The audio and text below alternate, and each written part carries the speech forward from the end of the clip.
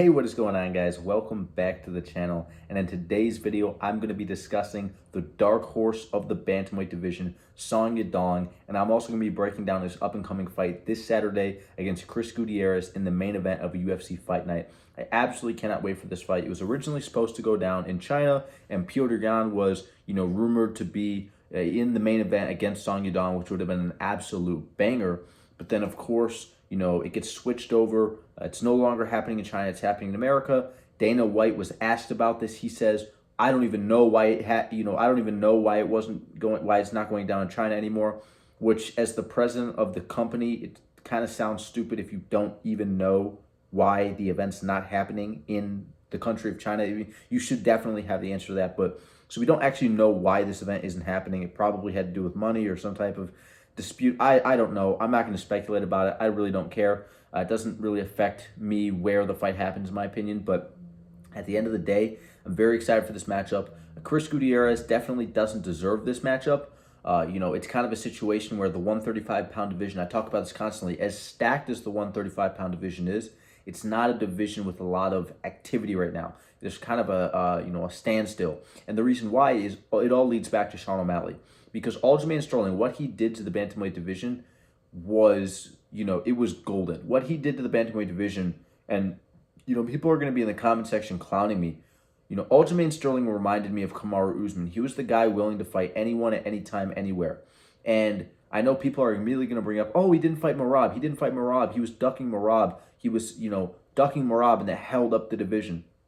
Anyone saying that Aljamain Sterling ducked Merab Dvalishvili, I want you to let me know at what point that Aljamain Sterling was, the champion of the division, that he wasn't injured. At what point, when Aljamain Sterling was the champion of the division, was he holding up the division because of inactivity? I want you guys to let me know. He fights at UFC, I believe, 273 against Yan, beats him via decision, goes and fights UFC 280 against TJ Dillashaw, beats him via TKO, goes and fights at UFC 288, beats Henry Cejudo via decision, and then goes out there and fights Sean O'Malley at UFC 292, which he ends up losing via TKO. But at what point, I mean, he literally fought 3 times in a year. At what point was he holding up the division because of his, unwillingness to fight Merab? That's not the topic of today's video, though. But Aljamain Sterling set a precedent for the bantamweight division to stay active and to be a respectable champion. He set that kind of precedent. And I feel like that definitely carried on to a fighter like Corey Sandhagen, who took on the same mindset of Aljo, even though he wasn't the champion. He goes, I'm going to fight anyone, anywhere. I don't care about the money. I don't care about this.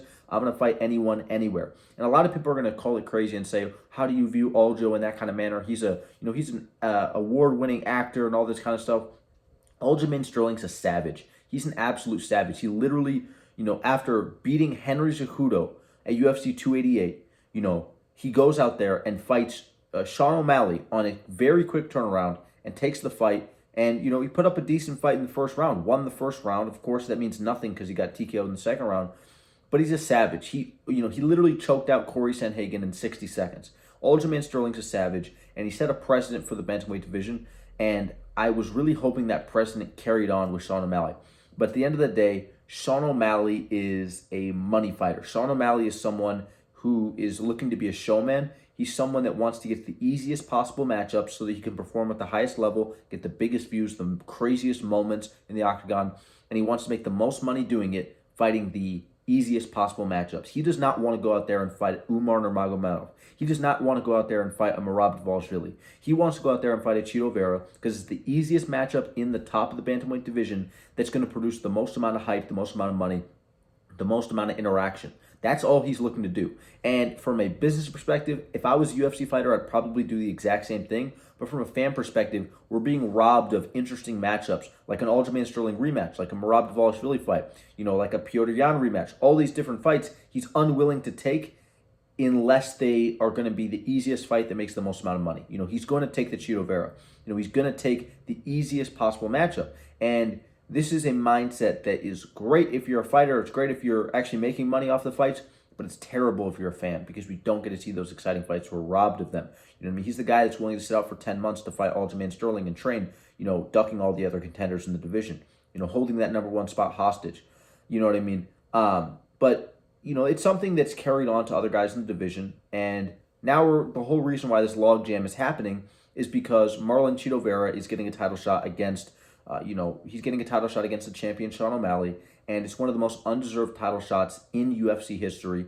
I'm actually making an entire video on it. I'm going to make an entire video on 2023 being the year of undeserved title shots. He's getting an undeserved title shot because he has a win over Sean O'Malley a couple years ago. I think the win was actually legit. A lot of people try to crap on the win. I thought the win was fine. I don't think it was a super controversial win like everyone looks at it. But at the end of the day, none of that really matters. He's coming off of one win over Pedro Munoz, who's a crafty vet. But at the end of the day, it's Pedro Munoz, who's like number 10 ranked. And then he's also coming off of one fight before that, getting 50-45 by Corey Sandhagen. So not a good look. Terrible, undeserved title shot. Clear example of the UFC straying further and further away from meritocracy and becoming more and more like the WWE. But we have Song Yadong versus Chris Gutierrez. And this fight's going down because there's a logjam in the 135-pound division. And he's fighting Chris Gutierrez. And Chris Gutierrez is a fighter who, I talk about this, and it's something I think about a lot. Chris Gutierrez is like a gazelle. He's, Lucas Trace talked about it. He says it's like he's playing tennis. Chris Gutierrez is all flash. All he does is go out there and, do the Conor McGregor stance, and he goes out there and touches you with the left hand that has no pop on it whatsoever, and then he goes out there and throws a teep, and he throws it immediately into a question mark kick, then he throws a spinning back kick, then he throws a little crafty, flashy leg kick, and none of his shots really seem to have any damage on them. Of course, people are going to talk about the Frankie Edgar KO. Guys, it's Frankie Edgar. You know what I mean? If, a gust of wind blows the wrong way at the wrong time, Frankie Edgar could be out cold on a stretcher, leaving the octagon. Let's be honest, guys. You know what I mean? Frankie Edgar at that point in his career was, it was borderline not human. He was borderline, it was literally like he was fighting a carcass. He was fighting the ghost of Frankie Edgar, guys. You know what I mean? Goes out there, knocks out Frankie Edgar. I picked him via first-round knockout via flying knee. Not a crazy knockout win at all. Not crazy, not impressive, nothing. And he's been hyped into oblivion over that win because he looks flashy, he moves quick, and he kind of reminds people of Yair Rodriguez a little bit. I talked about this. Yair Rodriguez is overrated. I picked Alexander Volkanovski to beat him because I believe Yair Rodriguez is sloppy on the feet. As dangerous as he is, there's method to the madness. It still can be exploited by a well-rounded fighter like Alexander Volkanovski, like a guy like Ilia Topuria. Guys like that can get in close range and shoot takedowns, push you out of range, things like that. And I thought Alexander Volkanovski was be able to take Yair down and ground and pound him. And I see something similar in a guy like Chris Gutierrez. I think Chris Gutierrez is very flashy, but he's shown he has a severe susceptibility to grappling. He does not have a good chin. He got dropped and put on his ass, Colby Covington style, by Pedro Munoz, Pedro Munoz, like I said, he's a crafty vet. He's a good fighter. I'm not taking anything away from him.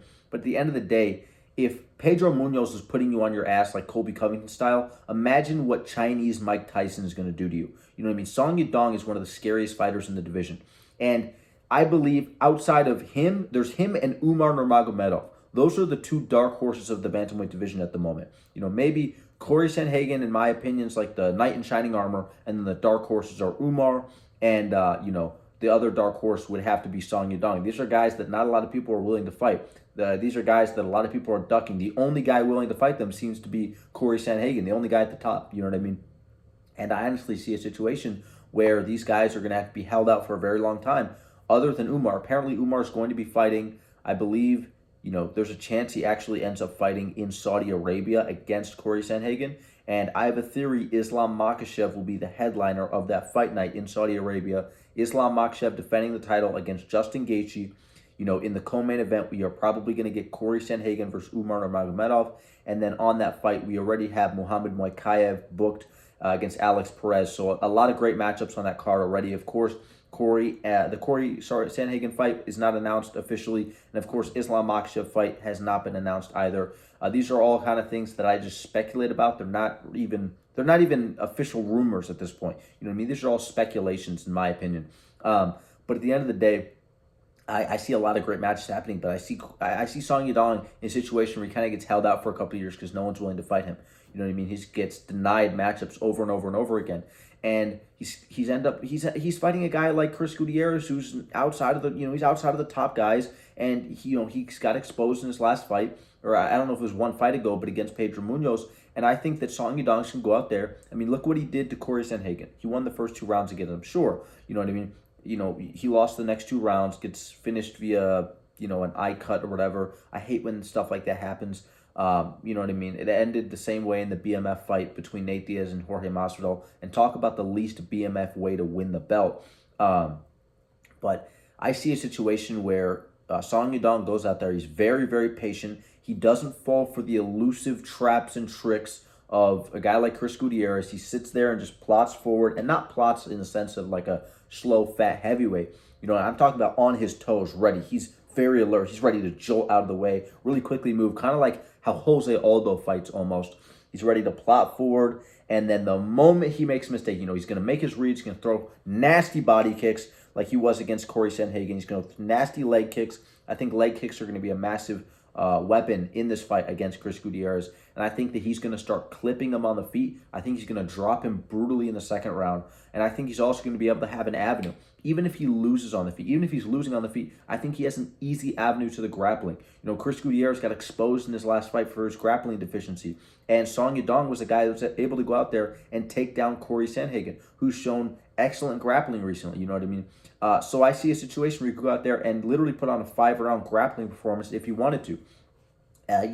He can really, if I look at this fight, I see a lot more ways to win for a guy like Song Yadong. I think he can go out there, he can knock him out. I think he can put on an Ilia Topuria, Josh Emmett performance where he just pieces him up for 5 rounds. I think he could go out there and beat him up on the ground. I think he could go out there, mix it up, have a well-rounded performance. I think he could pull him a Rob and grapple him the whole time. You know what I mean? I think he could just stay at range and pump the jab the whole time. I think he could win in a kickboxing match. Everywhere the fight goes, I think Song Yadong's better. I think he's going to show that in this fight. I don't see him getting clipped by some wild shot. It would be very shocking if it happened. But at the end of the day, I think that if I had to put my finger on it and choose what is actually going to happen in this matchup, I think that Song Yadong is going to go out there with a well-rounded game plan. He's not just going to show off his hands. He's going to implement the grappling. He did it against Corey Sandhagen. Why wouldn't he do it against a guy like Chris Gutierrez? But I think that on the feet, it's going to be very much patient counter-striking as he's moving forwards, though. Cutting off the cage excellently, constricting his movement kind of like a python. And then once he makes a mistake, he overextends because he's getting, Chris Gutierrez is backed up against the fence. He's kind of getting uncomfortable. He makes a wild swing to try to get Song Yadong off of him. Song Yadong stays patient and just counters him with some type of right hand or a hook. And I think he's going to put him down and TKO him on the ground. Easy second round TKO win. I think he's going to use the grappling. I think he's going to use the striking. He's going to use the kickboxing. Well-rounded win for Song Yadong. Let me know what you guys think down below in the comments about this prediction. Let me know who you guys think is going to win the fight. Whether you think Song Yadong is going to win it via another method. Whether you think Chris Gutierrez is going to win the fight. Whoever you think, just let me know down below in the comments. Don't forget to leave a like on this video. Don't forget to turn on notifications. And don't forget to subscribe so you do not miss another upload on this channel. I will see you guys in the next one. Thank you so much for watching. Peace.